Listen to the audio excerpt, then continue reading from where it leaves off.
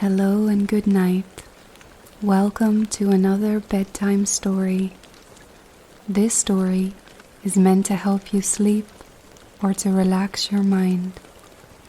Try and find a comfortable place, such as your bed or a soft chair.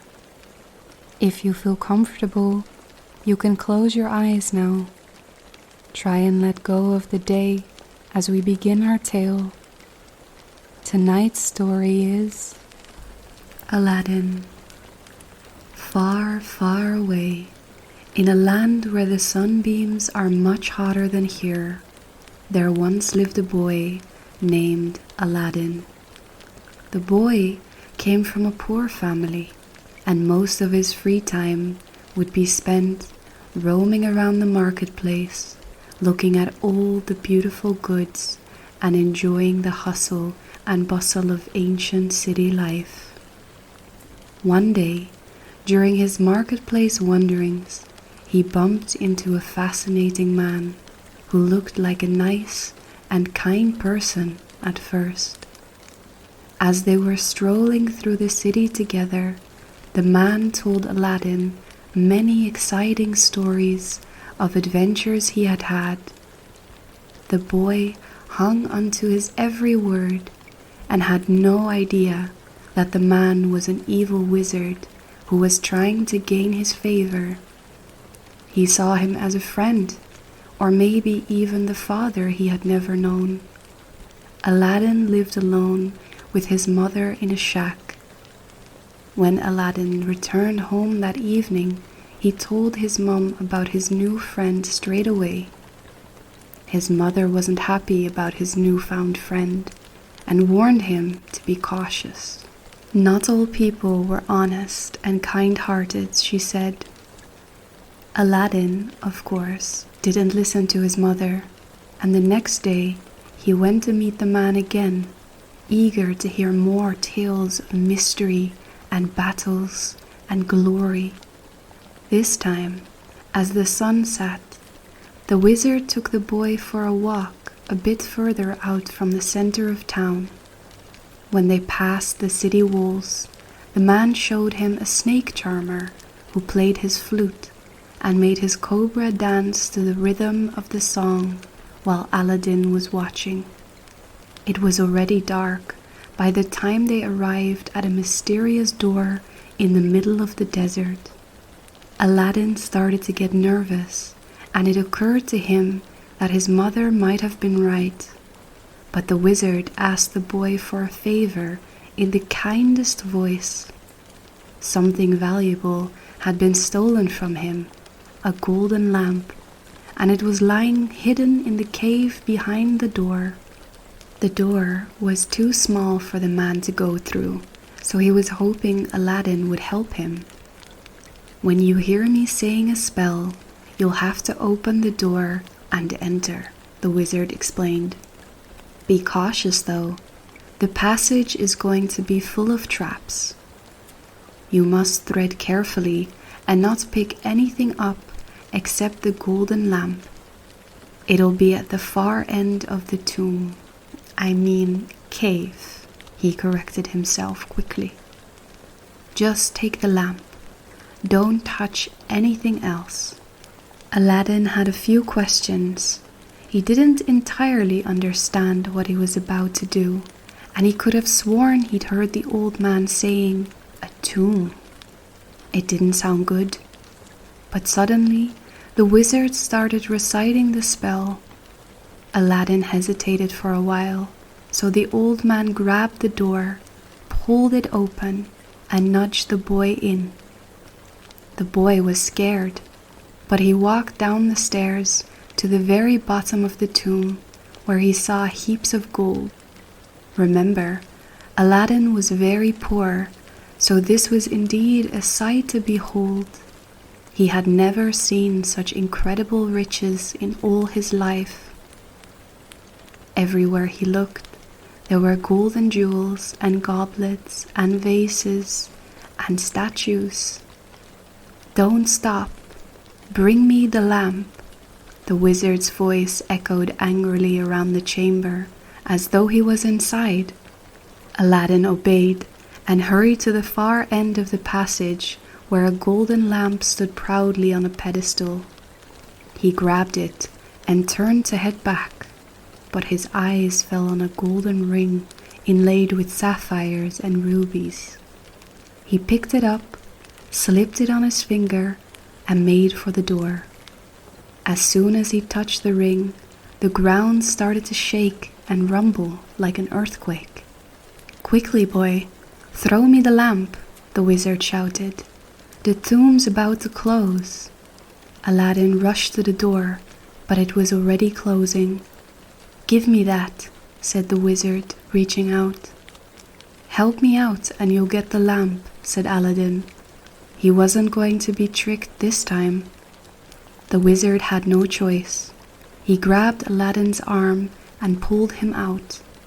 But as soon as Aladdin was outside, the wizard grabbed the lamp from his hand. "Well now, I don't need you anymore," he said cruelly. He grabbed the boy and tried to push him back into the tomb as the door hadn't closed yet. Panicking, Aladdin clutched the wizard's robes and only just managed to snatch the lamp from him before falling back inside. The door slammed shut. The wizard seethed with anger. He was standing outside with no lamp and no way to get it back. Poor Aladdin, on the other hand, was trapped inside the tomb. Desperate and starving, Aladdin tried the whole day to get out of the tomb. Banging on the door or trying to pry it open didn't help, and there was nothing in the tomb he could use, just a lamp and a pile of jewels. He picked up the lamp and turned it over. It was pretty plain, he thought. "What kind of a lamp are you?" he said out loud. Why did the old man want it so badly? He rubbed the lamp with his sleeve to wipe off the dust, but the moment his fingers slid on it, it began to shake. Startled, Aladdin dropped the lamp on the ground and backed up. The last thing he needed was another earthquake. The lamp started glowing and it began to smoke. Then suddenly, a ghost appeared right in front of the boy. It was hovering in front of him, huge, but oddly not scary at all. In fact, it had a very friendly face. "I have spent hundreds of years trapped in this lamp. My purpose is to serve the one who frees me. From now on, I will be your servant," the spirit said. I'm sorry, but what are you?" Aladdin asked. "And how did I free you?" "Well, I'm a genie, of course," the spirit said, "and I would imagine you rubbed my lamp to free me. That's how it usually works." Aladdin thought he must be dreaming. He'd been in the tomb for a long time with no food or water after all. But the genie was real. "What would you like to do first?" the genie asked. "Well, can you get me out of here? And can I take all the treasure with me?" asked Aladdin. Before he knew it, he was back home in his mother's tiny kitchen, heaps of jewels and golden coins right next to him. He couldn't believe how miraculously powerful the genie was. He ran to hug his mother, the house clattering as he waded through all the jewels. "We're never going to be poor again, Mum," he promised. From that day on, Aladdin could afford anything he liked at the market. He bought beautiful clothes for his mom and himself, and every day he enjoyed delicious food. Meanwhile, the genie lived with Aladdin and his mother, occasionally doing tasks for them, but for the most part, sleeping in his lamp. After a while, Aladdin started to feel like he was lacking something. His life was perfect, but he'd fallen in love with the Sultan's daughter. The princess was incredibly beautiful and kind, and since Aladdin had first laid eyes on her, he'd been able to think of no one else. "I'm going to try my luck," Aladdin told his mom one day. "I'm going to ask the Sultan for her hand. After all, we're rich now, and there's no way the Sultan could ever know that we used to be poor." He got up his courage and went to see the Sultan. He wore his nicest clothes and brought a chest of gold as a gift. The Sultan immediately took a liking to Aladdin and introduced him formally to the princess. The young woman also liked Aladdin, and her father gave them his blessing. Aladdin was overcome with joy. To prove his love for his bride-to-be, he decided to build her the most beautiful palace in the realm. He went home and told the genie the good news, and together they found the perfect place for the genie to magically make a marvelous palace. The evil wizard had not forgotten Aladdin, however. He had used the time to come up with a masterful plan to get the magical lamp back, and so one day he disguised himself as a merchant and headed to the palace where Aladdin lived with his new wife. When he arrived, Aladdin was not at home. Instead, he spoke to the princess. "New lamps for old, new lamps for old. Good morning, beautiful lady.